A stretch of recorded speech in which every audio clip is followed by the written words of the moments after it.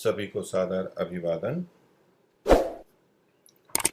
सत्याप्रकाश एकादश समुल्लास, पृष्ठ संख्या 380, परोपकारणी सभा अजमेर द्वारा प्रकाशित 39वां संस्करण। कक्षा हमारी ये 24वीं है।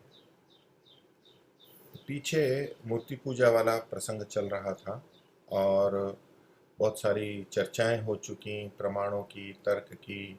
वेदों में मूर्ति पूजा का विधान नहीं है, ये महर्षि ने प्रतिपादित किया। तो अब मूर्ति पूजा समर्थक विभिन्न चमत्कारों को बताते हुए कि वहाँ ये चमत्कार है, वहाँ ये चमत्कार है, तो ये तो झूठे नहीं हो सकते, ये तो लोगों ने देखे हैं, प्रचलित हैं, कथाएं हैं। तो वो एक एक करके बता रहे हैं और महर्षि उनका समाधान कर रहे हैं कि ये जो चीज़ें आप बता रहे हो ये कोई चमत्कार नहीं है, ये ऐसे हो सकता है, ये ऐसे हो सकता है, ये कोई छल कपट से हो सकता है, ये कोई दिखावा है इत्यादि। महर्षि उनका एक एक का समाधान करते जा रहे हैं। तो उन्होंने जो बातें कही उसके ऊपर महर्षि दयानंद ने, ये प्रसंग चल रहा है अभी, ये जगन्नाथपुरी का है और वहाँ से संबंधित जो बातें थी उनके पास कोई एक व्यक्ति आए जो 12 वर्ष वहाँ रहे थे। उन्होंने सारा बताया और भी युक्ति तर्क से भी महर्षि ने अपनी बुद्धि से देखा, समझा और उसके बारे में बातें बताई हैं। तो वहाँ पर खाने पीने का था कि वहाँ खाने से कुष्ठ रोग दूर हो जाता है। तो महर्षि ने कहा कि भाई जो वहाँ इतने दिन रहते हैं, इतना खाना खाते हैं, उनको भी कुष्ठ हो जाता है, और जो वहाँ नहीं खाते हैं, अपना खाना खाते हैं, वहाँ वाला प्रसाद नहीं लेते हैं, तो उनको भी नहीं होता है। तो इसलिए ये कोई कारण नहीं है कि जो वहाँ प्रसाद नहीं लेता है उसको कुष्ठ हो जाता है। ये कोई चमत्कार या कोई विशेष बात नहीं है। इसी प्रसंग में उसके बाद में अब महर्षि अगली बात कहते हैं, और यह जगन्नाथ में वाम मार्गियों ने भैरवी चक्र बनाया है। तो वहाँ भैरवी चक्र है, वो कैसे पता लगा कि भैरवी चक्र है? तो महर्षि उसके लिए कारण भी बता रहे हैं। और ये भैरवी चक्र वाम मार्गियों ने बनाया है। तो यहाँ 11वें समुल्लास के प्रारंभ में हमने महर्षि के वचनों को देखा था। वहाँ पर भैरवी चक्र और ये सब चर्चा थी, और वहाँ वो किस किस तरह से रहते हैं, आपस में किस तरह से व्यवहार करते हैं, वो सब बातें बताई थी। वैसा ही यहाँ पर भी है। इस आधार पर महर्षि कह रहे हैं कि वहाँ भैरवी चक्र है, या उसकी पुष्टि के लिए ये प्रमाण दे रहे हैं कि क्योंकि सुभद्रा श्री कृष्ण और बलदेव की बहन लगती है, बहन के सम बहन है, तो उसी को दोनों भाइयों के बीच में स्त्री और माता के स्थान बैठाई है। एक तरफ स्त्री की तरह भी बैठा दिया उसको, यानी पत्नी की तरह, और अब माता की तरह भी बैठा दिया। वैसे तो वो बहन है। तो जो भैरवी चक्र न होता तो यह बात कभी न होती। स्त्री के रूप में उनको देखना, बहन को, और चूंकि वाम मार्ग में भैरवी चक्र में वहाँ इस तरह का कोई भेद नहीं करते हैं वो लोग, और फिर आपसी शारीरिक संबंध बनाते हैं, तो उसी तरह का यहाँ पर इनको, बहन को, स्त्री और माता के रूप में बैठा दिया है। तो विशेष रूप से स्त्री के रूप में जो बैठाया है, तो ये भैरवी चक्र वाम मार्गियों का है, तभी ऐसा है, नहीं तो सामान्यतः इस तरह से नहीं होता है। ये इसमें प्रमाण बताया। रथ की बात उसने चमत्कार के लिए कही थी कि देखो रथ का गति और रुकना और करना ये सब चमत्कार है। तो महर्षि उसके बारे में बता रहे हैं कि और रथ के पहियों के साथ कला बनाई है, यानी कला यंत्र जो होता है वहाँ पर तकनीक है।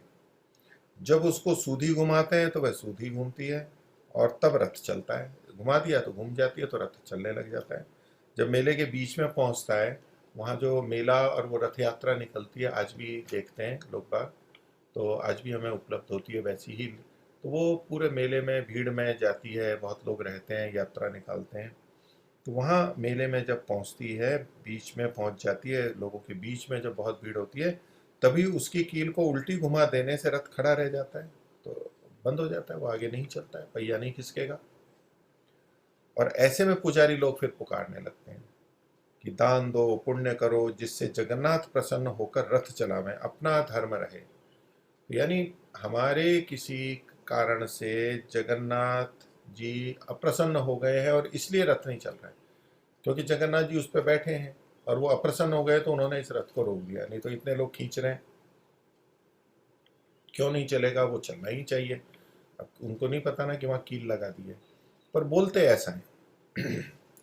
तो जगन्नाथ जी नाराज हो गए हैं, तो नाराज क्यों हुए हैं? ऐसे तो नाराज नहीं होंगे, हमारा कुछ अधर्म है इसलिए नाराज हुए होंगे, हमारे से कोई त्रुटि हुई है इसलिए वो नाराज हुए हैं।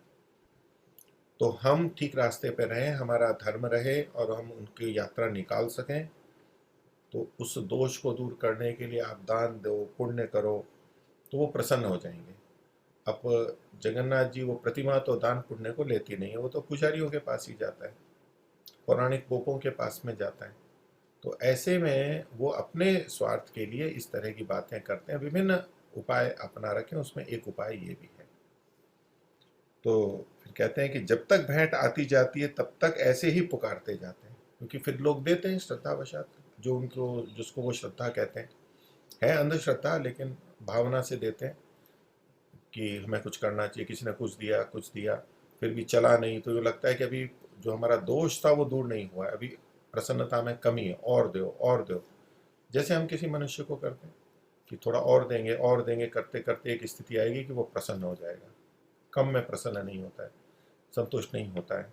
तो कोप को हटाने के लिए जब तक आता जाता है लेते जाते हैं, फिर एक स्थिति आ जाती है, जब आ चुकी है तब एक ब्रजवासी अच्छे कपड़े दुशाला ओढ़कर आगे खड़ा रह के हाथ जोड़ करके स्तुति करता है, वहां उनके सामने धन भी दिया और फिर प्रार्थना भी करवाते हैं, हे जगन्नाथ स्वामी, आप कृपा करके रथ को चलाइए, हमारा धर्म रखो, हम आपके लिए जो व्रत लेके निकले हैं, आपके लिए यात्रा निकाल रहे हैं, और जो सारा है वो हमारा रह जाए, हमारा वचन रह जाए, हमारा धर्म रखो इत्यादि बोल के साष्टांग दंडवत प्रमाण कर रथ पर चढ़ता है। तो साष्टांग प्रमाण जो लेट के होता है, 8 अंग वहां पर भूमि पर टिकते हैं इत्यादि, तो दंडवत प्रणाम करके रथ के ऊपर चढ़ जाता है, और उसी समय कील को सूधा घुमा देते हैं दूसरे व्यक्ति, और फिर चलने लग जाता है।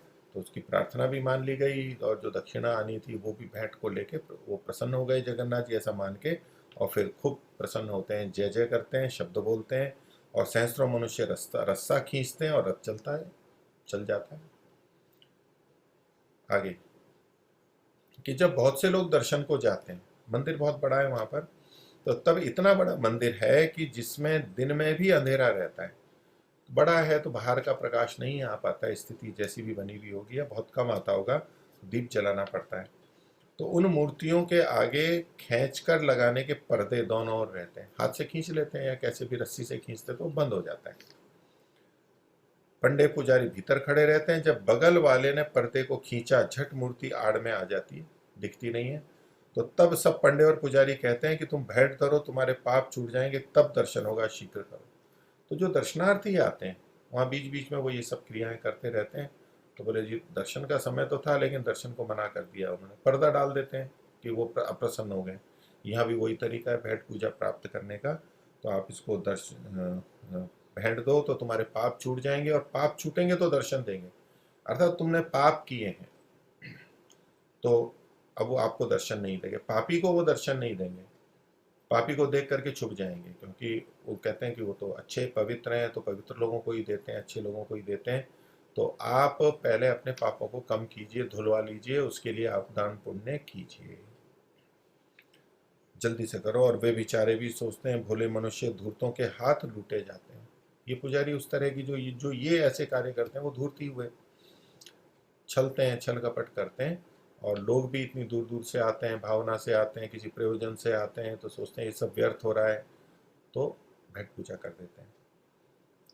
तो जब दे देते हैं तो झट पर्दा दूसरा खींच लेता है, तभी दर्शन होता है, और तब जय शब्द बोल के प्रसन्न होकर धक्के खा के तिरस्कृत हो चले आते हैं। फिर भी भेंट भी दे दी लेकिन प्रसन्न होते, चलो दर्शन तो हो गए। और भीड़ इतनी कि सब चाहते हैं कि दर्शन हो, जगह है छोटी, तो धक्के खाते हैं और लोगों से तिरस्कृत होते हैं, हटो यहाँ से, कहते हैं जल्दी आगे किसको। ये चीज़ें हम वहाँ या और मंदिरों में अनेक जगह पे देखते हैं, और फिर चले आते हैं। बस धन भी दिया, तिरस्कृत भी हुए, धक्के भी खाए, लेकिन सोचते हैं कि बड़ा काम हो गया, और उसी में अपने को धन्य समझते हैं। फिर पीछे इंद्र दमन के लिए कहा था पूर्व पक्षी ने, तो महर्षि उसके बारे में बता रहे हैं कि इंद्र दमन के राज्य में देवताओं ने मंदिर बनवाया था। जो वहाँ मंदिर बने तो राजा तो इंद्रदमन था, लेकिन देवताओं ने वहां पर मंदिर बनाया था, ये प्रचलन में है, स्वयं देवताओं ने, इसलिए उसका महात्म्य है, उसको तो मानना चाहिए। उस पर महर्षि कह रहे हैं कि इंद्रदमन वही है जिसके कुल के अब तक कलकत्ते में है, परंपरा से चले आ रहे हैं, महर्षि से पहले के थे, और उनके जो परिवार वाले हैं वो कलकत्ता में रहते हैं। तो वह धनाढ़ राजा और देवी का उपासक था। उसने लाखों रुपए लगाकर मंदिर बनवाया था, इसलिए कि आर्यवर्त के भोजन का बखेड़ा इस रीति से छुड़ावे। तो भोजन का बखेड़ा हमारे यहाँ पर जो है कि जो छुआछूत है, ऊंच नीच है, और बहुत सारी वर्जनाएं थी, अब तो काफ़ी कम हो गई है, लेकिन अभी भी बहुत हैं। तो उस समय बहुत अधिक थी। तो वो वर्जनाएं छूटे हैं, तो ऐसा मंदिर बना दिया भव्य, आकर्षित करने के लिए, और फिर वहाँ भोजन आदि सब बैठ के साथ करते हैं। अब वो झूठा खाते हैं वो एक गंदी बात है, लेकिन सब साथ बैठ के खाते हैं, समान रूप से करते हैं, कोई भी उसमें ऊंच नीच नहीं है, छुआछूत नहीं है, उस दृष्टि से उन्होंने प्रारंभ किया होगा। तो ये जो भोजन का बखेड़ा है उसको इस रीति से छुड़ाने के लिए उन्होंने ऐसा कुछ किया।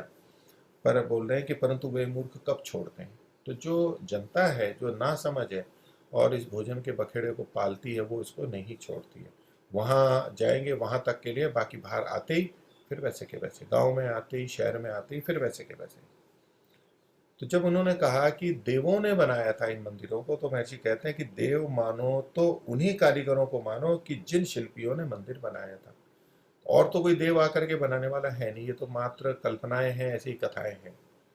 तो बनाने वाले तो वो शिल्पी लोग हैं, कारीगर हैं, और वो भी देव के समान है, इतनी कलाकृति वाली, इतनी सोच समझ के चीज़ें बनाई हैं, तकनीक वहाँ पर है।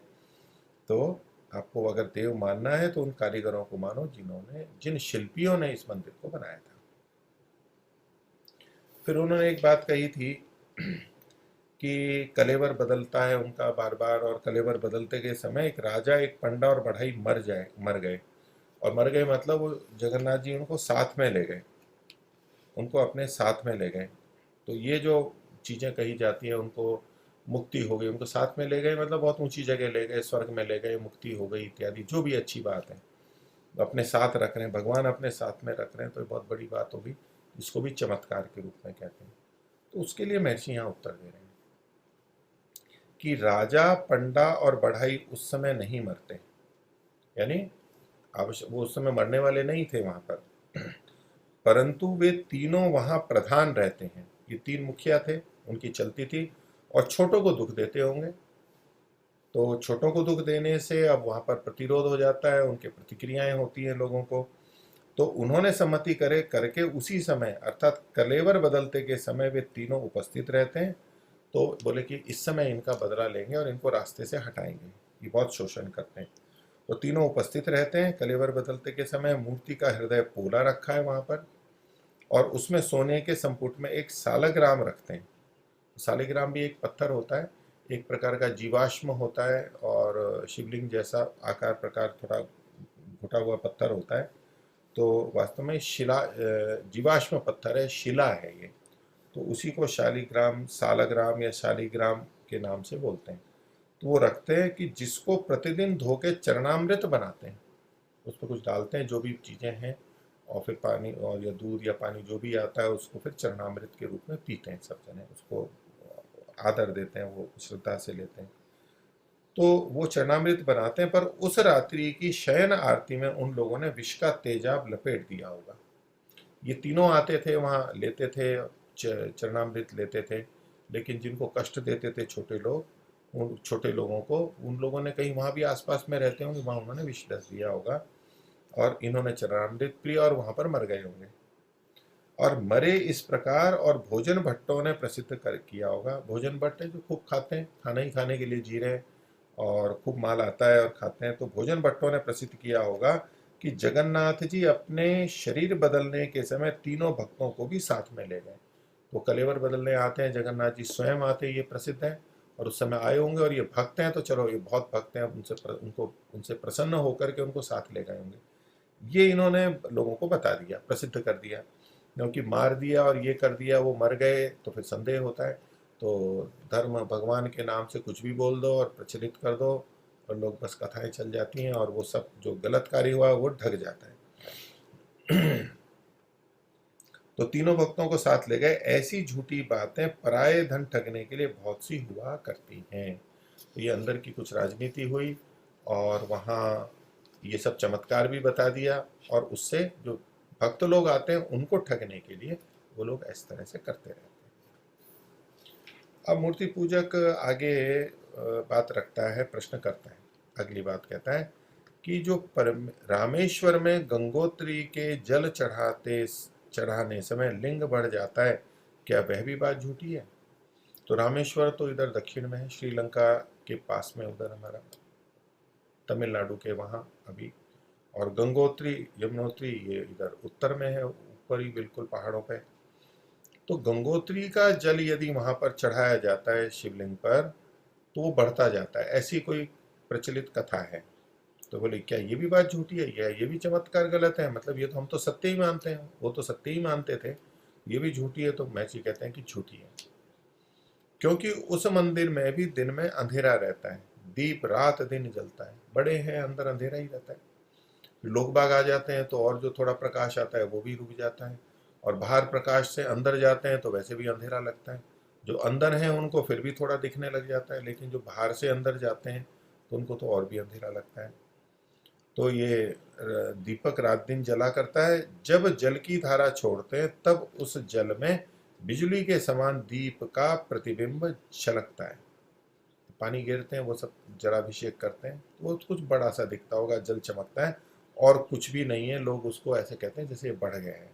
तो न पाषाण घटे न बढ़े, जितना का उतना रहता है। ये एक सिद्धांत बता दिया, सीधी सी बात है कि वो पत्थर ऐसे कैसे बढ़ जाएगा, पानी डालने से तो वो बढ़ नहीं सकता है। तो ऐसी लीला करके बेचारे निर्बुद्धियों को ठगते हैं। तो लीला है, ये छल कपट है, और लोग बाग चूंकि सोचते नहीं है, बुद्धि है नहीं, या बुद्धि होते हुए भी काम में नहीं लेते हैं, तो उन लोगों को ठगते रहते हैं ये चमत्कार बता बता करके। तो इसलिए महर्षि इस तरह की बातों को नहीं मानते, और इन चमत्कारों से मूर्ति पूजा सत्य सिद्ध नहीं हो जाती है, बल्कि और निंदित होती है। आगे प्रश्न किया इन्होंने कि रामेश्वर को रामचंद्र ने स्थापन किया, ऐसा माना जाता है। रामचंद्र जी जब जा रहे थे उधर दक्षिण में, तो वहां उन्होंने मंदिर को स्थापित किया। तो रामेश्वर को रामचंद्र ने, जो श्री रामचंद्र थे, दशरथ पुत्र हैं, उनके लिए कह रहे हैं। तो जो मूर्ति पूजा वेद विरुद्ध होती तो रामचंद्र मूर्ति स्थापन क्यों करते? वो तो महापुरुष है, रामचंद्र जी को तो हम बहुत मानते हैं। तो वो तो वेद को मानने वाले थे, वैदिक राजा थे, चक्रवर्ती राजा थे, तो वो तो ऐसा नहीं करते, नहीं करना चाहिए। और वाल्मीकि जी रामायण में क्यों लिखते हैं? उन्होंने भी लिख दिया, ऐसा ये कह रहे हैं। अर्थात इन दो बातों से उसको मूर्ति पूजा को प्रमाणित कर रहे हैं। इसके उत्तर में महर्षि कहते हैं कि रामचंद्र के समय में, यानी दशरथ पुत्र श्री रामचंद्र के समय में, उस लिंग व मंदिर का नाम निशान भी नहीं था, था ही नहीं उस समय में। किंतु यह ठीक है कि दक्षिण देशस्थ राम राजा ने मंदिर बनवाया। तो ये जो राजा थे, ये तो अयोध्या इधर उत्तर भारत के थे, और दक्षिण भारत के भी कोई राम नाम के राजा थे। उन्होंने इसको बनाया और लिंग का नाम रामेश्वर धर दिया, ये नाम प्रचलित कर दिया। और जब रामचंद्र सीता जी को लेकर हनुमान आदि के साथ लंका से चले और आकाश मार्ग में विमान पर बैठ अयोध्या को आते थे, तब सीता जी से कहा है कि, माना जाता है कि ये जो पहली बात तो उत्तर दे दी कि मंदिर किसने बनाया। अब दूसरा प्रश्नकर्ता ने कहा था कि वाल्मीकि रामायण में भी तो लिखा हुआ है, लिखा हुआ है इसका मतलब है मंदिर पहले से बना हुआ है। तो वो वाल्मीकि में जो क्या है उसको महर्षि बता रहे हैं। तो जब श्री रामचंद्र सीता जी को लेकर के आ रहे थे, हनुमान जी आती थे, विमान से आ रहे थे, तो वो नीचे विमान नीचे से भी उड़ते होंगे, तो वो दिखाते जाते थे कि हम यहाँ ये हुआ, यहाँ ये हुआ, यहाँ उपासना की, यहाँ ऐसा हुआ, तो वो उनको विवरण बताते हुए जा रहे थे। तो उसके लिए ये कह रहे हैं कि जब रामचंद्र सीता जी को ले हनुमान आदि के साथ लंका को चले, तो आकाश मार्ग में विमान पर बैठ अयोध्या को आते थे, तब सीता जी से कहा। ये जो श्लोक कह रहे हैं, जिसके आधार पर मूर्ति पूजक पूर्व पक्षी प्रश्नकर्ता कहते हैं कि यहाँ रामेश्वर श्री रामचंद्र जी ने बनाया था, वो श्लोक ये है कि अत्र पूर्वम महादेव प्रसादम अकरोत विभु सेतुबंध इति व्याख्यातम। ये वाल्मीकि का लंका कांड है, युद्ध सर्ग का।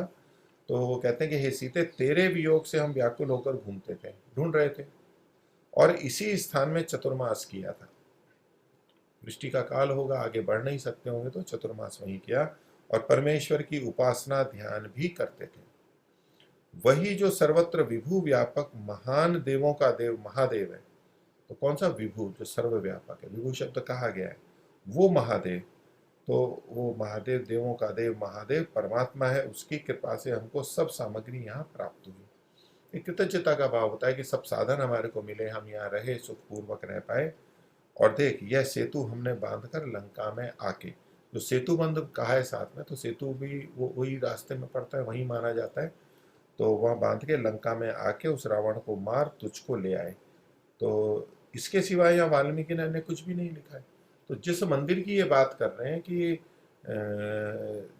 मंदिर बनाए कि राम वाल्मीकि जी ने रामायण में उसको लिखा है मंदिर के बारे में, तो ऐसा तो कुछ है नहीं वहाँ पर, उस मंदिर के बारे में तो नहीं लिखा है। यहाँ तो भिन्न बात है, तो इसलिए ये कोई प्रमाण नहीं है। अगली बात वो और अगली प्रस्तुति कर रहा है, तरह तरह के मंदिर, तरह तरह की बातें। तो अगले के लिए कहना, रंग है कालिया कंत को, जिसने हुक्का पिलाया संत को।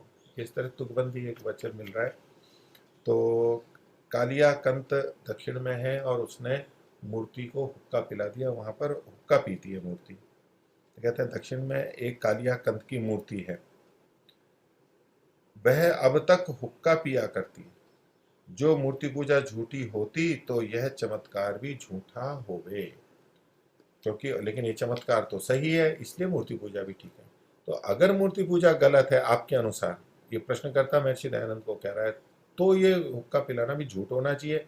लेकिन ये तो झूठ है नहीं, हुक्का पीना प्रत्यक्ष है, तो इसका मतलब है मूर्ति पूजा भी झूठी नहीं है। तो इसका उत्तर महर्षि दे रहे हैं कि झूठा झूठा झूठा, पूरी तरह से सारा झूठा ही झूठ है। बोले यह सब पोप लीला है, पोपों की लीला है लोगों को ठगने के लिए।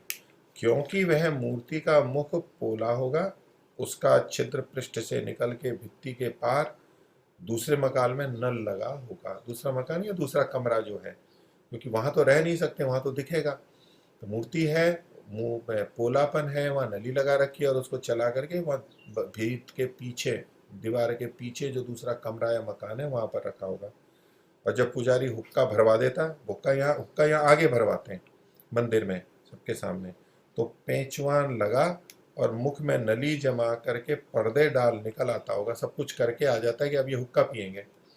तो तभी जो पीछे वाला आदमी है, दूसरे कमरे या दूसरे मकान वाला, वो मुख से खींचता होगा तो इधर हुक्का गड़गड़ बोलता होगा, और दूसरा छिद्र नाक और मुख के साथ लगा होगा।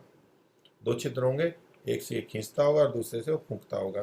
तो जब पीछे फूंके मार देता होगा, तब नाक और मुख के छिद्रों से धुआं निकलता होगा।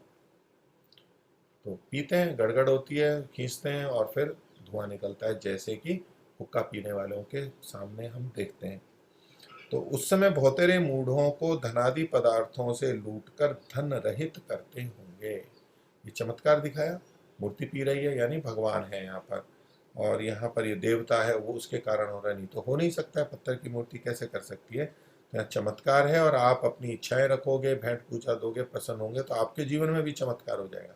व्यक्ति ऐसा सोचता है कि ये चमत्कारी हैं, यानी शक्ति वाले हैं, वास्तविक हैं, इनमें दम है, यहाँ कुछ करो तो फिर ये हमारे लिए कुछ कर सकते हैं। जब मूर्ति में ही दम नहीं है, कोई चमत्कार नहीं है, कोई कैसी कथा नहीं है, एक निस्तेज है, तो फिर उनसे पूजा करने और उनको भेंट देने में क्या होगा। तो लोग चमत्कार से प्रभावित होते हैं कि हमारे भी जीवन में चमत्कार होगा, हम जो चाहते हैं वो अचानक कुछ हो जाएगा। तो जब ऐसा होता है तो धनादि पदार्थों को लूटकर उनको धन रहित करते हैं। तो धन रहित करते होंगे, तो ये जो धन रहित करना है, एक तो धन रहित का अर्थ हम लेते हैं कि वो बिल्कुल ही धन समाप्त हो गया तो वो धन रहित हो गया। अब जितना पैसा देंगे उतना ही तो रहित होगा। वहां जाते हैं, देते हैं, बड़ी मात्रा में भी दे देते हैं, तो वो तो उस धन से रहित कर देते हैं। इसका ये मतलब नहीं है कि वहां दिया तो उनका सारा धन समाप्त हो गया, महर्षि ऐसा कहना चाह रहे हैं। ऐसा नहीं है। जो घर पे धन रखा है, जो और संपत्ति है, वो तो जू की तू है, वो कहाँ जाएगी। लेकिन जो दिया है उतना धन समाप्त हुआ, यानी हाथ से निकल गया, उस रूप में उतना धन से रहित करते हैं, यही तात्पर्य यहाँ पर है। आगे प्रश्न है फिर, एक और बात करें, वही चमत्कार की एक और बात ले आए कि देखो डाकोर जी की मूर्ति द्वारका से भगत के साथ चली आई। एक भक्त थे कोई, द्वारका में मूर्ति थी और उसके साथ साथ चली आई। तो एक सवा रत्ती सोने में कई मन की मूर्ति तुल गई, क्या यह भी चमत्कार नहीं है? तो जो डाकोर जी हैं, ये ठाकुर का डाकोर वगैरह शब्द बना हुआ है, तो विष्णु या कृष्ण के माने जाते हैं ये। इनको रणछोड़ दास जी का मंदिर है डाकोर का, नहीं गुजरात में है, नडियाद और आनंद के पास में उधर है, यहाँ रोजड़ के भी ज़्यादा दूर नहीं है। तो वहाँ डाकोर करके एक जगह है, वहाँ मंदिर बना हुआ है, खूब मंदिर बने हुए हैं वहाँ पर। तो वहाँ डाकोर में तो जो मूर्ति थी वो भगत के साथ में चली आई, साथ साथ चली आई, वही यहाँ पर स्थापित है, इस तरह की कुछ कथा है। तो एक सवा रत्ती सोने में, सवा रत्ती सोने में, और मूर्ति कैसे थे, कई मन की मूर्ति तुल गई और तोला, तो उस दृष्टि से कोई वो चमत्कारी कथा होगी, तो वह भी चमत्कार नहीं है क्या?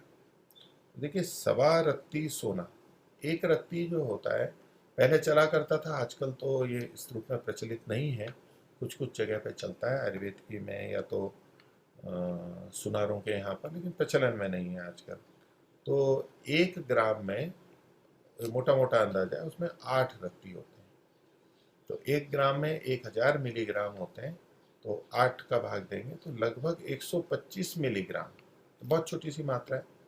तो 1 ग्राम में 8 रत्ती और ये 125 मिलीग्राम, तो ये सवा रत्ती सोना हुआ। तो सवा रत्ती का मतलब हुआ 125 के साथ में हम 62 या 63 और जोड़ दीजिए, तो ये बस उतना सा और ज़्यादा है, इतना आप साथ में जोड़ देंगे तो ये 200 mg से मिलीग्राम से कुछ कम होगा। तो सवा रत्ती सोने से ये एक कई मण की मूर्ति तुल गई, ये कुछ आश्चर्य था। तो उत्तर देते हैं महर्षि, नहीं, ये भक्त मूर्ति को चोर के लाया होगा। अब कहने को तो भक्त होगा, मूर्ति तो अपने आप आ नहीं सकती, महर्षि का तात्पर्य है। और इनके अनुसार अगर मूर्ति आई है और वही है तो वो लेकर के आया होगा, चुरा के लाया होगा। और सवा रत्ती के बराबर मूर्ति का तुलना किसी भंगड़ आदमी ने गप्प मारा होगा। वो भांग पी रखी है और उसने गप्प मार दिया और उसको कोई होश तो है नहीं, क्योंकि इसकी कोई तुलना नहीं होती। इधर एक कईमण है और यहाँ पर ये 200 mg से भी कम की है, तो कोई तुलना नहीं हो सकती। आगे फिर चमत्कार दिखा रहे हैं कि देखो सोमनाथ जी पृथ्वी से ऊपर रहता था। जो प्रतिमा थी, सोमनाथ का मंदिर है, प्रसिद्ध है उसका, वो मूर्ति जमीन से ऊपर उठ करके अधर में रहा करती थी। ये चमत्कार है, क्योंकि मूर्ति तो जमीन पर रहनी चाहिए, हवा में कैसे अधर है? तो वो देवता की शक्ति से है इत्यादि वो प्रचलित करते थे और लोगों को लगता था कि ये कुछ विशेष शक्ति वाली है। तो देखो सोमनाथ जी पृथ्वी से ऊपर रहता था और बड़ा चमत्कार था, क्या यह भी मिथ्या बात है? तो धरती से तो ऊपर रहता था, ये बात ठीक है, लेकिन कैसे रहता था और वो क्या चमत्कार है, महर्षि आगे बता रहे हैं। तो उत्तर कहते हैं महर्षि, हाँ मिथ्या बात है, वो उसकी कोई ऐसी शक्ति नहीं थी कि वो ऐसा ऊपर रहता है। आगे कहते हैं क्योंकि वह लोहे की पोली मूर्ति थी। तो मूर्ति तो दिखने में बड़ी लग रही है, तो बहुत भारी होगी, भारी तो एकदम नीचे आनी चाहिए। तो पहली बात तो वो पोली थी, यानी उतनी भारी नहीं थी जितनी हम समझ रहे हैं। लोहे की पोली मूर्ति थी और लोहे की थी, और नीचे ऊपर चुंबक पाषाण लगा रखे थे। तो अयस्कांत मणि चुंबक को यहाँ चुंबक पाषाण कहते हैं, ऐसा पत्थर जिसमें कि चुंबक होता है, तो वो ऊपर और नीचे लगा रखे थे। तो उसके आकर्षण से वह मूर्ति अधर खड़ी हुई थी।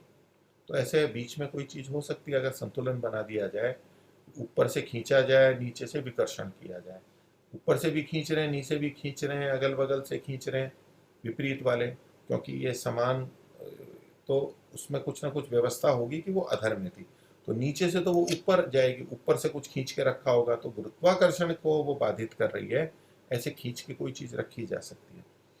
तो वो पोली थी और वो ये ऊपर नीचे पाषाण लगा रखे थे, उसके आकर्षण से वह मूर्ति अधर खड़ी थी, ये प्रक्रिया थी। अब देखिए ऐसा हो सकता है, और आजकल तो इतनी बड़ी बड़ी रेलें चल रही हैं, बुलेट ट्रेन चल रही हैं विदेशों के अंदर, कई तकनीकों से चलती है। उसमें एक तकनीक ये चुंबक वाली भी है, लोहे की रहती है, उसमें विद्युत का प्रवाह होता है और वो सारा चुंबकीय हो जाता है और उसमें विकर्षण होता है, वो ऊपर उड़ जाती है थोड़ी, तो घर्षण नहीं होता और बड़ी तेजी से होती है और इधर उधर भी नहीं भागती है, इतना अधिक उसका नियंत्रित रूप से होता है। तो अब कल्पना कीजिए इतनी बड़ी रेलगाड़ी, इतने लोग बैठते हैं और इतनी गति से पकड़ जाती है वो, इधर उधर नहीं जाती है, कितना विज्ञान तकनीक की बात है बस, उसमें ये प्रयोग किया गया, इसमें किसी देवता की शक्ति की बात नहीं है। इसके लिए भी, मूर्ति के लिए महर्षि ने यही बात कही है। तो ये मूर्ति तो ऐसी थी, लेकिन फिर हुआ क्या, उसको महर्षि बताते हैं कि जब महमूद गजनवी आकर के लड़ा, युद्ध किया, आक्रमण किया, तब यह चमत्कार हुआ कि उसका मंदिर तोड़ा गया। अब ये चमत्कार महर्षि व्यंग में बोल रहे हैं, ये चमत्कार ऐसी दूसरी बातें बोल रहे हैं, देखो उसकी चमत्कार की असलियत वहां पता लगी और ये चमत्कार हो गया।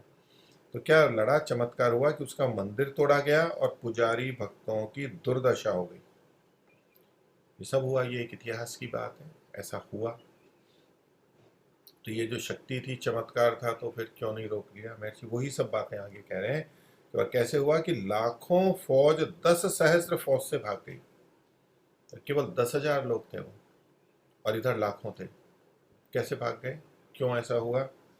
तो कहें कि जो पोप पुजारी पूजा पुरस्चरण स्तुति प्रार्थना करते थे,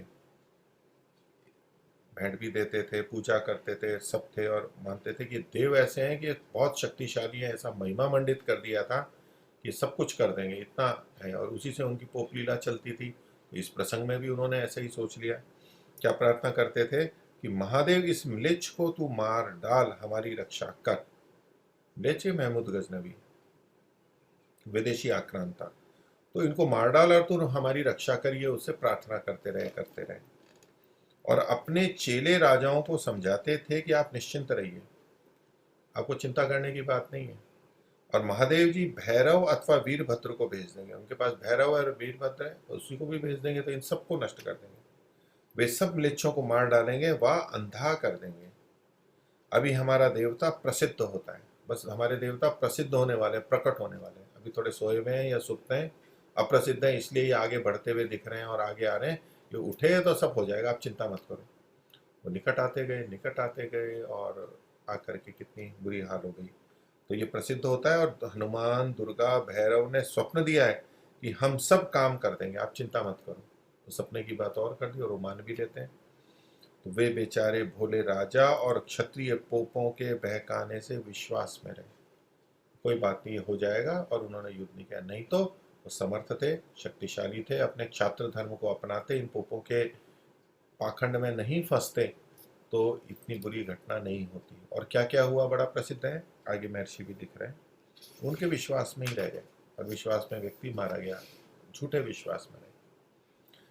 आगे कहते हैं कितने ही ज्योतिषी पोपों ने कहा कि अभी तुम्हारी चढ़ाई का मुहूर्त नहीं है, ये एक और ऊपर से बाधा। क्षत्रिय कहते हैं नहीं हमें युद्ध करना है, लेकिन राजा प्रभावित था और कुछ लोग प्रभावित थे और कहा कि अगर तुम युद्ध करोगे तो इसका मतलब है तुमको अपने देवता पे विश्वास नहीं है, क्योंकि देवता पे विश्वास है तो देवता कर लेंगे, तुम क्यों कर रहे हो। हमारा कुछ करने का मतलब है हमारे को देवता पे, हमारी प्रार्थना पे विश्वास नहीं है। ये और उल्टा किस किस तरह से बाधाएं खड़ी की, मस्तिष्क को रोक दिया, उनके जड़ बना दिया, निर्बुद्धि कर दिया। ये बात है कि महर्षि जो कह रहे थे पीछे भी कि जड़ की पूजा करने से बुद्धि भी जड़ हो जाती है, जड़ का गुण उसमें अंदर आ जाएगा, जड़त्व आ जाएगा। ये जड़त्व कार्य है, मूर्खता आ रही है, यही जड़त्व है। तो कितने ही ज्योतिषी पोपों ने कहा कि अभी तुम्हारी चढ़ाई का मुहूर्त नहीं है, हर चीज के लिए मुहूर्त है, चढ़ाई के लिए भी मुहूर्त चाहिए। एक ने बताया कि अभी 8वां चंद्रमा चल रहा है, अभी नहीं करो। दूसरे ने योगिनी सामने दिखाई इत्यादि बहकावट में रहे। वो योगिनी सामने है, अभी मत करो, अभी मत करो, ये हो जाएगा, किसी भी तरह रोकना था उनको। रोकते रहे, बाधाएं खड़ी करते और देर होती चली गई। जब म्लेच्छों की फौज ने आकर घेर लिया, आते गए, वो तो बढ़ते जाएंगे जब उनका प्रतिरोध नहीं होगा। तो म्लेच्छों की फौज ने आकर घेर लिया, तब दुर्दशा हुई और तब भागे फिर वहां से। कितने ही पोप पुजारी और उनके चेले पकड़े गए, जो भागे वो भाग गए, जो बचना था वो बच गए। पुजारियों ने यह भी हाथ जोड़कर कहा कि 3 करोड़ रुपया ले लो। उस समय का 3 करोड़ रुपया बहुत ज्यादा होता है। मंदिर और मूर्ति को मत तोड़ो, वो हमारे देवता हैं, आप उनको मत तोड़ो। और वो तो मानने वाले नहीं थे, मिलेच्छ यानी मुसलमान। महर्षि कहते हैं मुसलमानों ने कहा हम बुत परस्त नहीं किंतु बुत शिकन है, अर्थात मूर्ति पूजक नहीं, मूर्ति भंजक है। बुत परस्त का मतलब है मूर्ति पूजक। तो ये पौराणिक पोप हैं, ये लोग हैं, ये बुत परस्त थे यानी मूर्ति पूजक थे। वो तो बुत शिकन थे, बुत को नष्ट करने वाले, मूर्ति के भंजक हैं। वो तो भगवान की कोई मूर्ति नहीं मानते। वो तो अपने पैगंबर के उनके चित्र में नहीं मानते, चित्र में नहीं रखते हैं, कोई मूर्ति नहीं बनाते हैं। तो मूर्तियाँ को तो वो गलत मानते हैं, इसलिए मूर्तियों को तोड़ते हैं। उनके मत संप्रदाय में यही है, इसलिए वो तोड़ते हैं। दूसरे उनको भले ही कितने भी आस्था से माने, अपनी कुछ भी भावना रखें, उनको गलत है इसलिए वो तोड़ते हैं। उस वो मूर्ति पूजा को गलत मानते हैं, तो उसको हटाने का उन्होंने ये तरीका है अपनाया कि मूर्तियों को भंग करो, तोड़ दो इनको। तो वो तो हम तो भंजक हैं, तो जाके मंदिर को तोड़ दिया, उसको मारा, वो सारा संतुलन हट गया तो गिर गई मूर्ति। मंदिर तोड़ दिया, तो जब ऊपर की छत टूटी, मतलब टूटी, तब चुंबक पाषाण पृथक होने से मूर्ति गिर पड़ी। पहले जैसे रोका हुआ था उसने, संतुलित था, जब छत टूटी तो सब संतुलन बिगड़ गया। जब मूर्ति तोड़ी तब सुनते हैं कि 18 करोड़ के रत्न निकले थे उस समय के। ये 3 करोड़ उनको दे रहे थे कि चले जाओ, सोच रहे थे कि 15 करोड़ बच जाएंगे या और भी चीजें बच जाएंगी, लेकिन उस समय में 18 करोड़ के रत्न निकले। और जब पुजारी और पोपों पर कोड़ा पड़े तब रोने लगे। उन्होंने कहा कोष को बताओ कहाँ छुपा रखा है। बहुत धन इकट्ठा कर रखा था, बहुत धन, राजा से जनता से इकट्ठा करते गए करते गए करते गए, वो कोष को बताओ। तो मार के मारे झट बतला दिया। चोट पड़ती है ना, दुख होता है तो व्यक्ति बताता है। और वे लिवा लूट मार कर पोप और पोप के चेलों को गुलाम बिगारी बना। वो तो चीजें तो लूट ली और इनको पकड़ लिया और इनको गुलाम बना लिया। बिगारी होता है जो काम करते हैं, काम करने के लिए पिसना पिसवाया, घास खुदवाया, मलमूत्र आदि उठाया और चना खाने को दिया। ये दुर्दशा हो गई इनकी। एक कारण मूर्ति पे विश्वास करने के, मूर्ति पूजा के कारण ये जड़त्व आ गया और इतना विनाश कर दिया, इतनी संपन्नता को नष्ट कर दिया और इतना कष्ट पाए। नहीं तो संपन्नता से रहते, शांति से रहते, सारा धन संपत्ति यहाँ रहती। कितने ऊँटों के ऊँटों भर करके गए, बहुत बड़ी संख्या बताई जाती है, जो भी इतिहास है, भर भर करके लेके गए, भर भर करके लेके गए। तो महर्षि दयानंद कहते हैं कि हाय, बड़ा दुख था उनको इस बात का। देश की दुर्दशा हुई है, आर्यों की दुर्दशा हुई है कि हाय क्यों पत्थर की पूजा कर सत्यानाश को प्राप्त हुए थे, और क्यों परमेश्वर की भक्ति न की जो म्लेच्छों के दांत तोड़ डालते हैं। परमेश्वर की भक्ति होती, पुरुषार्थ पे विश्वास होता, तो युद्ध करते और दांत खट्टे कर देते, मार भगाते हैं। तो संपन्न थे, शक्तिशाली थे, सेनाएं थी, उसको करते और खट्टे कर देते, दांत तोड़ डालते और अपना विजय करते। देखो जितनी मूर्तियां हैं उतने शूरवीरों की पूजा करते तो भी कितनी रक्षा होती है। मतलब महर्षि कह रहे हैं इतनी सारी मूर्तियां हैं, घर घर में हैं, मंदिर इतने हैं, उतने ही अगर इनकी शूरवीरों की पूजा करते, क्षत्रियों की पूजा करते, उनको आदर सत्कार देते, उनको पुष्ट करते, तो वो भी कुछ रक्षा कर लेते। तो कितनी रक्षा होती इनकी। पुजारियों ने इतनी भक्ति पाषाणों की परंतु मूर्ति एक भी उनके सिर पर उड़ के ना लगी। उनके मतलब शत्रुओं की सेना पे वे कम से कम चलो उड़ करके एक को तो मार देती, किसी एक व्यक्ति के तो सिर पे जाके लगती, थोड़ी चोट लगती, खून आता, हड्डी टूटती, नीचे गिरता, कुछ तो करती, कुछ भी नहीं किया उसने। अगर शूरवीरों की इतनी पूजा करते, उनको चढ़ावा कराते, सम्मान देते, उनको भोजन पालन करते और उनको वो फिर युद्ध भी लड़ते, तो वो बहुत गुणकारी होते हैं। जो किसी एक शूरवीर पुरुष की भी मूर्ति के सदृश सेवा करते तो वह अपने सेवकों को यथाशक्ति बचाता और उन शत्रुओं को भी मारता। क्षत्रिय होते हैं, उनका धर्म होता है, वो इस भावना से युक्त होते हैं कि मेरे को शत्रुओं को नष्ट करना है और हमारे लोगों को बचाना है, जनता को बचाना है। आगे प्रश्न है कि द्वारका जी के रणछोड़ जी कि जिसने नरसिंह मेहता के पास हुंडी भेज दी और उसका ऋण चुका दिया इत्यादि बात भी क्या झूठी है। ये भी काफी प्रसिद्ध कथा है। तो रणछोड़ दास जी द्वारका के, तो श्री कृष्ण को रणछोड़ दास कहा जाता है। और नरसिंह मेहता यहाँ के गुजरात के बड़े कवि हुए हैं और लगभग 15वीं शती के थे। और एक भजन बहुत प्रचलित है, वैष्णव तन जन तो तेने कहिए, जो जे प्रीत पीत पीड़ पराई जाने रे इत्यादि, जो वो भजन चलता है महात्मा गांधी के नाम से भी बहुत चलता है।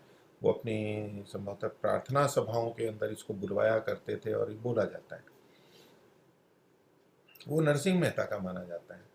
तो वो एक भक्त थे प्रचलन में, और जैसे मीरा थी ऐसे नरसिंह मेहता ऐसे ईश्वर भक्त और भजन गाते थे, और जो भी वो रचना करते थे कवि थे। तो उनसे संबंधित घटनाएं, कुछ ऋण था तो हुंडी भेज दी और उनका ऋण चुका दिया। किसने? रणछोड़ दास जी ने, भगवान ने कर दिया। तो ये चमत्कार हो गया, नहीं तो उनको ऋण वो चुका नहीं सकते थे। अपने आप चूक गया और सेठ ने कहा कि हाँ भाई सब पैसे आ गए और बात पूरी हो गई। तो इसका उत्तर महर्षि दे रहे हैं कि किसी साहूकार ने रुपए दे दिए होंगे, क्योंकि वहां जो मूर्ति है द्वारका जी में रणछोड़ दास जी की, वो तो ऐसा नहीं कर सकती, मूर्ति कभी कर ही नहीं सकती। इसलिए कहा कि किसी साहूकार ने रुपए दे दिए होंगे और किसी ने झूठा नाम उड़ा दिया होगा कि श्री कृष्ण ने भेजे। तो रणछोड़ दास जी ये श्री कृष्ण जी हो गए। जब संवत 1914 के वर्ष में तोपों के मारे मंदिर मूर्तियां अंग्रेजों ने उड़ा दी थी, ये बाद की बात है। तो ये संवत में 1914 में ये अंग्रेजों ने भी किया, तो उन्होंने तोपों के से मंदिर और मूर्तियां उड़ा दी थी। तब वो मूर्तियां कहाँ गई थी? ये अगर चमत्कारी हैं, ये सब करते हैं, तो तब क्या कर रही थी ये मूर्तियां? प्रत्युत बाघेर लोगों ने जितनी वीरता की और लड़े, शत्रुओं को मारा, परंतु मूर्ति एक मक्खी की टांग भी न तोड़ सकी। तो मूर्ति ने तो कुछ किया ही नहीं था, मक्खी की भी टांग नहीं तोड़ती। तो जो यहाँ पर बाघेर या बघेल इत्यादि या जो क्षत्रिय वर्ग के लोग माने जाते हैं, तो उन लोगों ने तो बहुत वीरता दिखाई और लड़े और शत्रुओं को मारा भी उन्होंने, लेकिन मूर्ति ने तो कुछ नहीं किया। तो ये बात यहाँ पर कही। तो महर्षि कहते हैं आगे कि जो कृष्ण के सदृश कोई होता तो इनके धुर्रे उड़ा देता। एक श्री कृष्ण जैसा राजा होता, क्षत्रिय होता, तो इन शत्रुओं के धुर्रे उड़ा देता और ये भागते फिरते शत्रु लोग। तो भला यह तो कहो कि जिसका रक्षक मार खाए उसके शरणागत क्यों न पीटे जाए। तो रक्षक माती ये इस मूर्ति को रक्षक मानते थे, तो जो उसके शरणागत हैं वो तो पिटेंगे ही। वो खुद नहीं बच पा रहे तो दूसरे तो पिटेंगे। और ऐसी दुर्दशा हमारे इतिहास की बात है, पूर्व में बहुत हुई, और ये हम सबके लिए दुख की भी बात है। महर्षि को इस बात पे बहुत दुख है।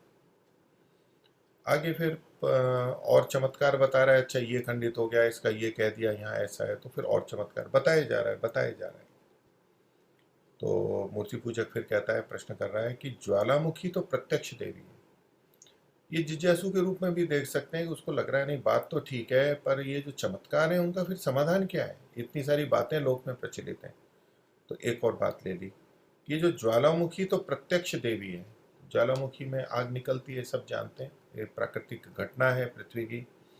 वो उसको प्रत्यक्ष देवी कहते हैं। सबको खा जाती है, और प्रसाद देवे तो आधा खा जाती है और आधा छोड़ देती है, ऐसा कुछ प्रचलन में होगा। और मुसलमान बादशाहों ने उस पर जल की नहर छुड़वाई, क्योंकि थोड़े बहुत पानी से तो कुछ होता नहीं है, नहर बना के जल खूब पानी बहा, खूब पानी, ताकि वो बुझ जाए, ऐसा सोच करके जल की नहर छुड़वाई। और लोहे के तवे जड़वाए थे तो भी ज्वाला नहीं बुझी। इसको रोकें कैसे? तो बड़े बड़े लोहे के तवे करके और उसको ढकने का प्रयास किया कि उससे वो दब जाएगी, उसमें डाले गए तो भी कुछ नहीं हुआ। तवे जड़वाए थे तो भी ज्वाला नहीं बुझी और न रुकी। तो वैसे हिंगलाज भी आधी रात को सवारी कर पहाड़ पर दिखाई देती है। हिंगलाज माता का मंदिर माना जाता है, जगह है, आजकल पाकिस्तान के बलूचिस्तान में है ये। तो उसकी पहले काफ़ी प्रसिद्धि थी और आज भी है, लोग जाते हैं। तो पहाड़ को गर्जना कराती है देवी, चंद्रकूप बोलता है। तो अब ये जो अपनी इनकी मान्यता है, वो चंद्रकूप कुछ बोलता है, और योनि यंत्र से निकलने से पुनर्जन्म नहीं होता है। तो कुछ यंत्र बना रखा था, उसमें से घुस करके कोई निकल जाए तो बोले पुनर्जन्म नहीं होता, यानी मुक्ति हो जाती है। और ठुमरा बांधने से पूरा महापुरुष कहता है। तो ठुमरा ये कुछ पत्थर हैं, पत्थर के मन के हैं, उनसे कोई माला बनाई जाती है, उसको ठुमरा कहते हैं। तो उसको बांध लेते हैं तो कहते हैं कि अब ये पूरा महापुरुष हो गया, पूरा विद्वान हो गया, नहीं तो अधूरा रहता है। कितना ही कर ले, जब तक ये नहीं बांधेगा तब तक पूरा महापुरुष नहीं कहलाएगा, ऐसी प्रसिद्धि कर रखी है। और जब तक हिंगलाज ना हुआ है तब तक आधा महापुरुष बचता है। तो हिंगलाज जाना जरूरी है पूरा महापुरुष बनने के लिए, पूरा विद्वान बनने के लिए। तो आधा महापुरुष बचता है मतलब कहलाता है या प्रसिद्ध है क्यों, इत्यादि सब बातें क्या मानने योग्य नहीं है? प्रचलित तो बहुत है। महर्षि कहते हैं कि नहीं, ये मानने योग्य नहीं है। क्योंकि ज्वालामुखी का जो है वो कहते हैं, क्योंकि वे ज्वालामुखी पहाड़ में से आगी निकलती है, उसमें पुजारी पोपों की विचित्र लीला है। वो लोग कुछ ऐसा करते थे कि इससे लोगों को चमत्कार हो और लोग उसमें वहाँ पैसा दें, जबकि वो तो एक प्राकृतिक घटना है। वो क्या करते थे कि जैसे बघार के घी के चमचे में ज्वाला आ जाती है, तो हम जो दाल वगैरह को बघारते, कटोरी होती है जिसमें घी आदि डालते हैं और उसको गर्म करते हैं, तो ज़्यादा गर्म जब हो जाती है और उसमें कोई चीज़ डाली जाती है तो वो तेल के अंश ऊपर उड़ते हैं, वो आग पकड़ लेते हैं, तो ऊपर तक आग आती है। तो उसके लिए तो बोले बघार के घी के चमचे में जैसे ज्वाला आ जाती है और अलग करने से व फूंक मारने से बुझ जाती है, और थोड़े से घी को खा जाती है, शेष घी वहीं पर ही छूट जाता है। यानी जितनी आग जलती है थोड़ा सा तो जल ही जाएगा, बाकी तो घी वहीं रहता है, घी या तेल जो भी है। उसी के समान वहाँ भी है, वहाँ कोई एक ऐसा इन लोगों ने कर रखा होगा तो ज्वालाएं जलाते होंगे, तो वास्तव में वहाँ ये इनका किया हुआ है। तो कहते हैं जैसे चूल्हे की ज्वाला में जो डाला जाए वह सब भस्म होता, जंगल व घर में लग जाने से सबको खा जाती है। यानी अग्नि जंगल में घर में लग जाए तो सब भस्म कर देती है, नष्ट कर दे। इससे वहाँ क्या विशेष है बिना एक मंदिर कुंड और इधर उधर नल रचना के? ये जो हिंगलाज में बात करते हैं या ये जो ज्वालामुखी की बात है, तो वहाँ फिर और विशेषता क्या है? ये तो अग्नि है, अग्नि तो ये सब करती है, सिवाय किसके कि मंदिर बना रखा है, कोई एक कुंड बना रखा है और इधर उधर नल की रचना कर रखी है, नल बना रखे हैं। तो बोले ये कुछ विशेष कर रखा है, बाकी तो क्या है, वैसे ही अग्नि है और वो ज्वालामुखी। तो हिंगलाज में न कोई सवारी होती है और जो कुछ होता है वह सब पोप पुजारियों की लीला से, दूसरा कुछ भी नहीं। ऐसा ढोंग रचते हैं, ऐसी कथाएं करते हैं। तो और कहते हैं कि एक जल और दलदल का कुंड बना रखा है जिसके नीचे से बुदबुदे उठते हैं, पानी के नीचे से हवाई निकलती है।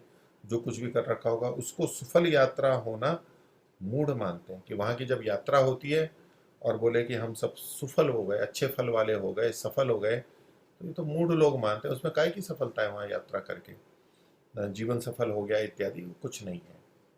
देखते हैं, जाते हैं, प्रकृति के रूप में जाएं, देखें, सीखें, समझें, वहां तक बात ठीक है। आगे कहते हैं योनि का यंत्र पोप जी ने धन हरण करने के लिए बनवा रखा है।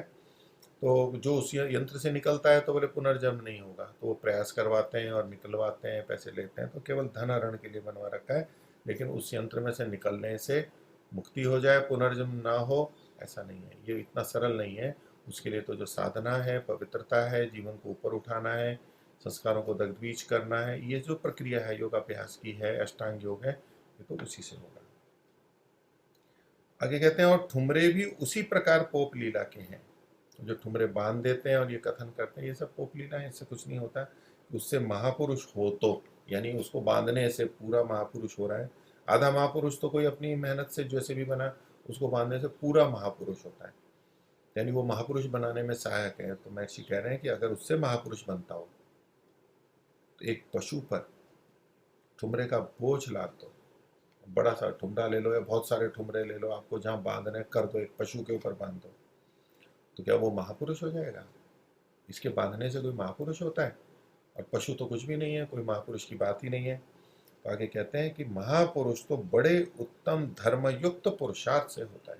महापुरुष ऐसे ही नहीं बन जाते, तो उत्तम धर्मयुक्त पुरुषार्थ करता है, मेहनत करता है, जो जितना करता है वो उतना बड़ा पुरुष बन जाता है। महापुरुष मतलब कुछ श्रेष्ठ बन जाता है, सामान्यों से कुछ अच्छा बन जाता है। उसमें कोई बहुत अधिक अच्छे बन जाते हैं तो हम महापुरुष कहने लग जाते हैं उनको। तो ऐसे इन सब उपायों से महापुरुष नहीं बनते, ये सब ढोंग है।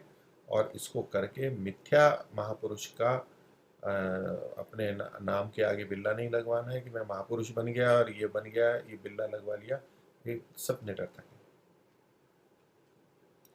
अब और चमत्कार प्रश्नकर्ता के मन में आ रहे हैं। सुना जाता है कि अमृतसर का तालाब अमृत रूप है। अमृतसर का जो स्वर्ण मंदिर है वहाँ की बात है।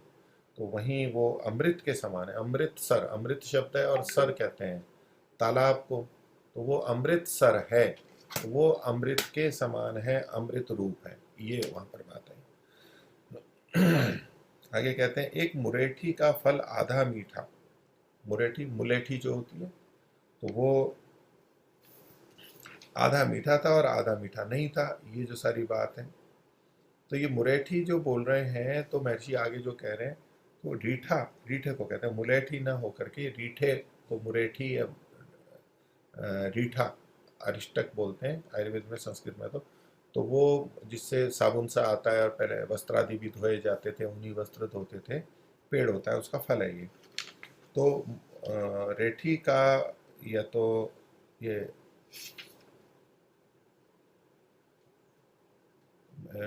इसका यानी ये जो पौधा है, इसके लिए कह रहे हैं कि इसके रीठे का फल आधा मीठा है। तो वैसे तो पूरा होना चाहिए, समान होना चाहिए, लेकिन एक चमत्कारिक रूप से कुछ भाग मीठा है। आगे कहते हैं एक भित्ती नमती और गिरती नहीं है। तो भित्ती थोड़ी टेढ़ी रहती है लेकिन गिरती नहीं है, ये एक विशेषता बताई, नहीं तो गिरनी चाहिए, टेढ़ी होने पे गिरनी चाहिए, चमत्कार है। अब आगे अभी बहुत सारी भवन हैं और वो तिरछे हैं लेकिन गिरते नहीं है, वो बने ही ऐसे हैं। ऐसा हो सकता है, ऐसा बनाया गया हो। तो पीसा की मीनार के बारे में कहा जाता है वो इतनी झुकी भी और झुकती जा रही है और अभी भी गिरी नहीं है। तो ऐसे और भी कुछ हो सकता है। आगे कहते हैं रेवाल सर में बेड़े तैरते हैं। तो ये सर है रेवाल सर, वहाँ पर बेड़े ऐसे ही तैरते हैं, डूबते नहीं हैं। अमरनाथ में आप से आप लिंग बन जाते हैं। तो ये भी अमरनाथ की यात्रा पे लोग जाते हैं और वो ऐसा, उस गुफा के लिए कहा जाता है कि वहाँ पर शिवलिंग अपने आप बनता है, बड़ा बनता है। और हिमालय से कबूतर के जोड़े आके सबको दर्शन दे करके चले जाते हैं। अब ये भी कोई चमत्कार हो गया, तो क्या यह भी मानने योग्य नहीं है? महर्षि कहते हैं कि नहीं। अब अमृतसर के लिए पहले सबसे पहले हैं कि उस तालाब का नाम मात्र अमृतसर है, अब वास्तव में वह कोई अमृत नहीं है। और जब कभी पहले जंगल होगा तब उसका जल अच्छा होगा, प्राकृतिक जल आता होगा, शुद्ध जल होगा, प्रदूषण होगा नहीं, तो वो जल अच्छा होगा, इससे उसका नाम अमृतसर धरा होगा। अमृत के समान है, अमृत नहीं है कि जिसको पी लिया तो फिर मृत्यु नहीं होगी, ऐसा अमृत कुछ नहीं, जल होता है। तो अच्छा होगा, इस दृष्टि से हम कह सकते हैं ये जल तो अमृत के समान है, बहुत अच्छा है, हमारे लिए हितकारी है, हमारे रोगों को दूर करता है, यानी हमें स्वस्थ रखता है, ये सब कुछ लाभ हो सकते हैं। तो बोले कि उसका नाम अमृतसर ऐसे धरा होगा। जो अमृत होता तो पुराणियों के मानने के तुल्य कोई क्यों मरता? यानी पुरानी जो मानते हैं कि, या जो भी उनको मानने वाले हैं कि इसको पिए, अमृत है तो अमृत तो फिर उसके कारण मृत्यु नहीं होनी चाहिए, तो फिर लोग क्यों मरते हैं? उसको पी करके भी लोग क्यों मरते हैं? और ऐसा कौन है जो उसको पी करके मरा नहीं है? अभी कितने लोग पीते हैं और प्रयोग कर सकते हैं कि वो मरता है नहीं मरता है। और भित्ति की कुछ बनावट वैसी होगी जिससे नमती होगी और गिरती ना होगी। ये तो रचना है, कलाकृति है, कलाकार की कारीगरी है, उसने ऐसा बनाया होगा। और रीठे कलम के पैमदी होंगे और अथवा कपोड़ा होगा। तो पे, पे, पैमदी मतलब पैबंदी होंगे, तो कलम लगा दी जाती है, जोड़ दी जाती है, तो ऐसे कलम वगैरह से कुछ चमत्कार होगा, तो उसको कुछ ऐसा कहते हैं। ये जो आधा का मतलब है ना, ये इस तरह से फिर लेना चाहिए, आधा मीठा का फल जो है आधा मीठा। एक तो होता है कि एक ही फल है और वो आधा मीठा और आधा दूसरे उसका है, तो यूँ तो बहुत सारे फल होते हैं, कहीं से मीठा होता है, कहीं से खट्टा होता है, वो नहीं, वहाँ कुछ अलग तरह से होगा। तो या तो ये होगा कि उस पेड़ के आधे भाग में तो मीठे लगते होंगे और आधे भाग में कुछ दूसरा स्वाद होगा, कसेला होगा, भिन्न होगा। तो वहाँ अगर ये कलम लगा दी गई है तो कलम के कारण से भी अंतर आ जाता है। तो ऐसा हो सकता है कलम लगा दी हो तो एक शाखा में कुछ कैसा है और एक शाखा में कुछ कैसा है। तो बोले कि ये या तो कलम लगा दी होगी और या तो गपोड़ा होगा, ऐसी ही कल्पना में है। रेवाल सर में बेड़ा तरने में कुछ कारीगरी नहीं, कुछ कारीगरी होगी। तो ये तो तकनीक है, आज इतने बड़े बड़े जहाज तैरते हैं, वहाँ तकनीक है, कारीगरी है, वो रहते हैं, तैरते हैं, जाते हैं, बाहर को ढोते हैं, तो वो कारीगरी होगी, इसमें कोई अलग से देवीय चमत्कार कुछ वो नहीं है। और अमरनाथ में बर्फ के पहाड़ बनते हैं, तो जल जम के छोटे लिंग का बनना कौन आश्चर्य है? अमरनाथ तो जगह ही ऐसी है, पहाड़ के पहाड़ बन जाते हैं वहाँ सारे, कितनी बर्फ है। तो वहाँ एक गुफा में वहाँ शिवलिंग का बनना वो कौन सी चमत्कार की बात है? ठंडा क्या तो हो जाता है, ऊपर से पानी गिरता है टप टप और ठंडी होती है तो वो जमता जाता है, जमता जाता है, जमता जाता है, वो बढ़ता जाता है। तो ये चमत्कार की क्या बात है? ये तो सामान्य प्राकृतिक घटना है, ये कोई दैवीय बात नहीं है। और कबूतर के जोड़े पलित होंगे, पहाड़ की आड़ से पोप जी छोड़ते होंगे, दिखलाकर टका हरते होंगे। बोले पहाड़ से आए हैं, हिमालय से आए हैं ये, तो ऐसा कहते होंगे। तो बाकी तो पाले हुए जोड़े होते हैं, उड़ाते हैं, जाते हैं, चक्कर लगा के वापस आ जाते हैं। लोगों को लगता है देखो वहाँ से आए हैं, प्रतीक्षा करवाते हैं, फिर पैसे लेते हैं। तो ये उसकी आड़ में पोप जी छोड़ते होंगे और दिखला करके टका हरते होंगे। उनके कुछ आदमी छोड़ते होंगे, कुछ आदमी यहाँ पर धन हरण उनका करते होंगे। ये सब बातें हैं। और आगे प्रश्नकर्ता बात को रख रहा है कि हरद्वार यानी स्वर्ग का द्वार, हर की पीढ़ी या हर की पौड़ी जो आजकल बोलते हैं, उसमें स्नान करे तो पाप छूट जाते हैं। प्रचलित है, आज भी जाते हैं लोग बाग। तपोवन में रहने से तपस्वी हो जाता है। और देवप्रयाग गंगोत्री में गोमुख, देवप्रयाग गंगोत्री में गोमुख और उत्तरकाशी में गुप्तकाशी त्रियुगी नारायण के दर्शन होते हैं। यहाँ पर ये सारी बातें प्रचलित हैं। केदार और बद्री नारायण की पूजा 6 महीने तक मनुष्य और 6 महीने देवता करते हैं। अब वहाँ पर बर्फ इतनी पड़ती है कि लोग 6 महीने रहते हैं, फिर उतर आते हैं, वहाँ दूसरे करते हैं, जो भी कारण है। तो वो 6 महीने तक देवता करते हैं। महादेव का मुख नेपाल में पशुपति, यानी एक महादेव एक बड़ा व्यक्ति हो गया तो उसमें उसका मुख जो है वो पशुपति में, पशुपति यानी नेपाल के अंदर पशुपति मंदिर। और चूतड़ केदार में, यानी पिछला जो भाग है कूले है वो केदार के अंदर है। और केदार और तुंगनाथ में है, 2 जगह ये है। 2 होते हैं तो एक वहाँ है एक यहाँ है। जानू और पग अमरनाथ में है। जानू संधि और पग मतलब तो पैर होता है, तो अपना पैर का जो भाग है घुटना है तो वो ये अमरनाथ में है। इनके दर्शन पर्शन स्नान करने से मुक्ति हो जाती है, इसलिए इन तीर्थों की बातें की हैं। लोग जाएं वहाँ पर, उनका ये चलता रहे और इसी से मुक्ति की बात कही जाती है। वहाँ केदार और बद्री से स्वर्ग जाना चाहे तो जा सकता है, इत्यादि बातें कैसी हैं। वहीं की वहीं से स्वर्ग चला जाएगा, वहाँ ऊपर चला जाएगा। तो उत्तर महर्षि कह रहे हैं कि हरिद्वार उत्तर पहाड़ों में जाने का एक मार्ग का आरंभ है। तो द्वार इसलिए कि वहाँ उत्तर के पहाड़ों पे जाने का वो रास्ता बनता है, वहाँ से ऊपर जाया करते होंगे। और हर की पेढ़ी एक स्नान के लिए कुंड की सीढ़ियों को बनाया है। तो वैसे तो छोटा सा ही है, लेकिन अब तो सारे को हर की पौड़ी बोलते हैं। तो सच पूछो तो ये हाड़ पीढ़ी है।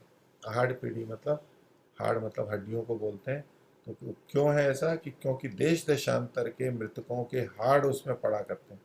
क्योंकि लोग आते हैं, मृत्यु होती है, उसके बाद में जो अग्नि शांत हो जाती है, फिर पुष्प चयन जिसको बोलते हैं, हड्डियां जो बची हुई उनको लेते हैं, फिर लेकर के हरिद्वार में जाते हैं, हर की पौड़ी पे जाते हैं, वहाँ डालते हैं। तो वो परंपरा तब भी थी, आज भी लोग लेके जाते हैं। तो महर्षि उसको कह रहे हैं कि हाड़ पीढ़ी है ये तो।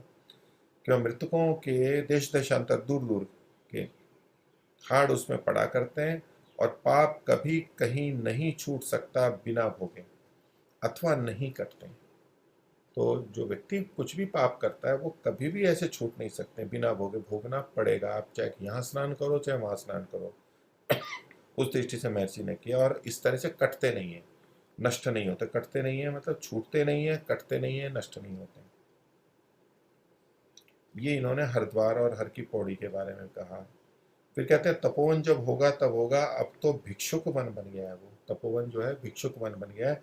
तपोवन में जाने रहने से तप नहीं होता, किंतु तप तो करने से होता है, क्योंकि वहाँ बहुत से दुकानदार झूठ बोलने वाले भी रहते हैं।